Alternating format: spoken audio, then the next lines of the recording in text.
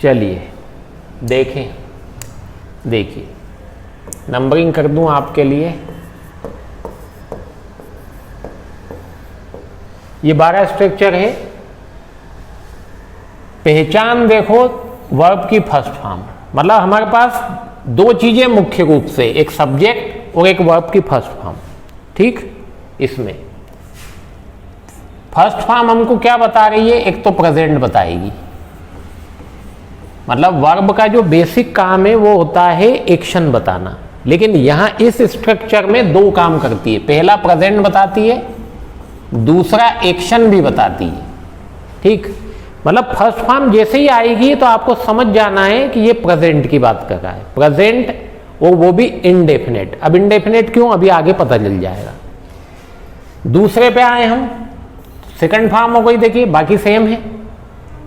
Second form भी यहां दो काम कर रही है, पास्ट इंडेफिनेट, तो एक तो पास्ट बता रही है, दूसरा एक्शन भी बता रही है। अब ये दो स्ट्रक्चर मुख्य क्यों है, क्योंकि इसमें हेल्पिंग वर्ब सामने नहीं है। बाकी सब में देखो आपको हेल्पिंग वर्ब दिखेगी जिससे टेंस पता चलता है, लेकिन इन दो में हेल्पिंग वर्ब नहीं है। हेल्पिंग वर्ब नहीं होने की वजह से टेंस पता नहीं चलता है। तो टेंस ये जो दो है, फर्स्ट फॉर्म से प्रेजेंट और सेकंड फॉर्म से पास्ट, ये आपको याद रखना है। ठीक, अगला देखो विल शेल आ गया। विल शेल से क्या पता चलेगा, तो फ्यूचर पता चलेगा। और वर्ब की फर्स्ट फॉर्म फिर क्या किया, सिर्फ एक्शन बता रही है, मतलब अब बाकी सब एक्शन बताएगी, बाकी सब जगह वर्ब क्या करेगी, सिर्फ एक्शन बताएगी। यहां बस दो काम कर रही है कि एक प्रेजेंट भी बता रही है फर्स्ट फॉर्म, एक एक्शन, यहां पे पास्ट बता रही है, एक एक्शन बता रही है। आगे आओ, आईएनजी। आईएनजी क्या काम करती है, कंटिन्यू। क्या बताती है, तो कंटिन्यू बताती है। मतलब सिंपल, जैसे ही आईएनजी दिखे मतलब समझ जाना कि वर्ब में आईएनजी है, मतलब कंटिन्यू बता रही है।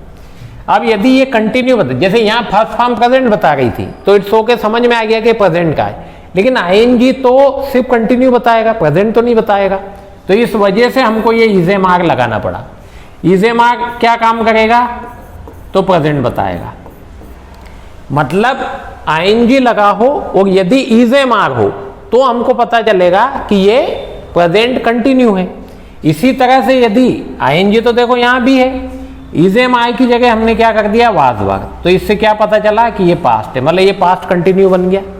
यहां विल भी और शेल भी है, विल और शेल, विल और शेल के बाद हमेशा क्या फॉर्म आती है, फर्स्ट फॉर्म आती है, इसलिए बी लगाना पड़ा, वरना तो आईएनजी काम करेगा था अपना कंटिन्यू और विल शेल से फ्यूचर जैसा यहां बताया, लेकिन यहां देखो फर्स्ट फॉर्म है, यहां फर्स्ट फॉर्म नहीं है, आईएनजी फॉर्म है, इस वजह से हमने क्या किया, बी लगाया।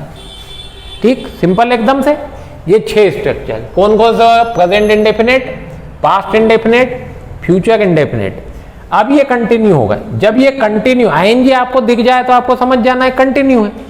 यदि कंटिन्यू नहीं है, इसका मतलब या तो परफेक्ट होगा या फिर इंडेफिनेट होगा।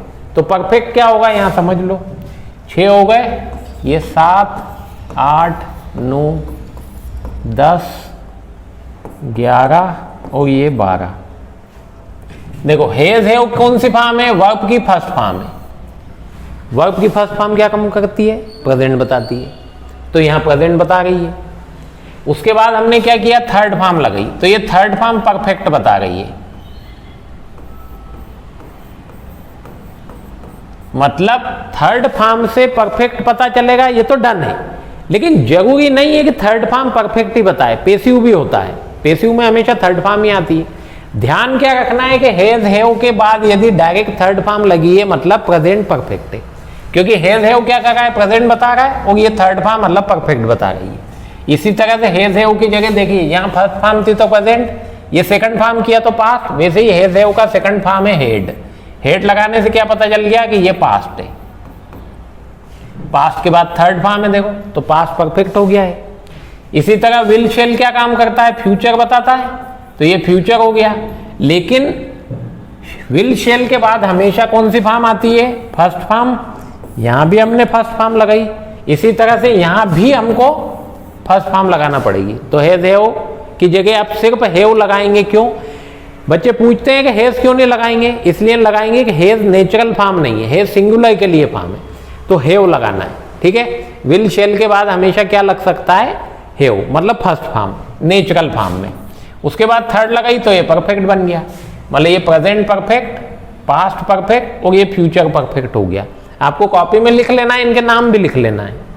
उसके बाद देखो इसी तरह का ये हिस्सा, यदि आप यहां से यहां तक देखो थर्ड फॉर्म तक, तो ये थर्ड फॉर्म तक का हिस्सा यहां भी है, इन तीनों में भी है। बस अंतर ये है कि ये जो थर्ड फॉर्म थी, मेन वर्ब थी, उसकी जगह हमने यहां बीन रख दिया है तीनों में, और उसके बाद हमने एक आईएनजी फॉर्म दी। देखो क्यों दी, क्योंकि एक ऐसा स्ट्रक्चर है जिसमें परफेक्ट भी है और कंटिन्यू भी है, मतलब ऐसी एक्शन है जो कंटिन्यू भी है और परफेक्ट भी है, परफेक्ट और कंटिन्यू दोनों है।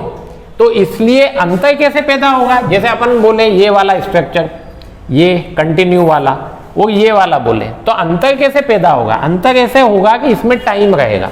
इसीलिए टाइम बताने के लिए हमने क्या किया, सिंस फॉर लगाया, सिंपल। सिंस फॉर के बाद, सिंस के बाद पॉइंट ऑफ टाइम देना है, फॉर के बाद पीरियड ऑफ टाइम देना है। अब इसमें कहीं भी आपको मिक्सअप होता हुआ नजर आता है क्या, सबके अपने कैरेक्टरिस्टिक्स हैं, उसके आधार पे उसको पहचानना है। यदि ये पहचान आपको नहीं आती है तो आगे जो नियम आएगा कि जैसे प्रेजेंट आया तो उसको पास्ट में ले जाएंगे, तो आप ले जाओगे कैसे, आपको पता होना चाहिए ना पहले कि ये कौन सा टेंस है, टेंस पता चलना चाहिए। तो ये पता करने का कार्यक्रम किया अभी आज अपन ने, आपको इससे पता चल जाना चाहिए कि ये कौन सा टेंस है, सिंपल। अभी कुछ और डाउट हो तो इसमें बता दो, क्या जानना चाहते हो इस बारे में, सब समझ में आ गए हैं आपको।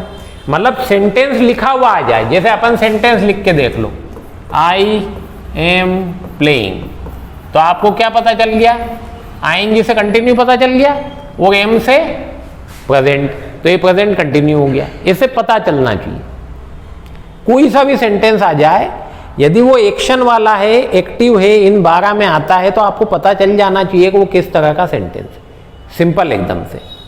इसके बाद पैसिव भी पढ़ेंगे ही सही आगे हम, ठीक। चलिए, और इसमें बताने जैसा सिंस फॉर है तो वो तो अलग से समझा भी रखे हैं आपको। सिंस के बाद पॉइंट ऑफ टाइम आता है, एक मैसेज है आपके लिए, वो मैसेज देख लो। ये 3 कोर्स हैं अपने पास,